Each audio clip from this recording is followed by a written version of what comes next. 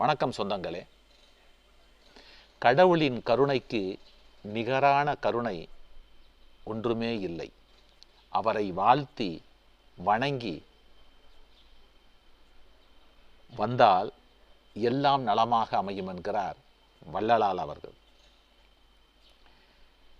வள்ளலார் பிறர் மனதை நோகவிடாமல் அன்போடு பேசி பழகுங்கள் என்கிறார்.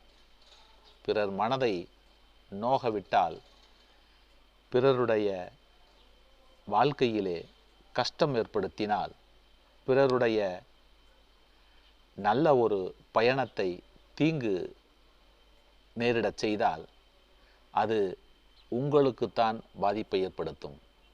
ஆகவே நீங்கள் பிறர் மனதை நோகவிடாமல் அன்போடு பேசி அன்போடு பழகுங்கள் என்று வள்ளலார் கூறுகிறார்.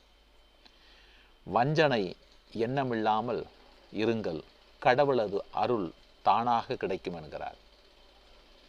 வஞ்சனை எண்ணமில்லாதிருங்கள், நெஞ்சிலே வஞ்சனை இல்லாமல் இருங்கள்.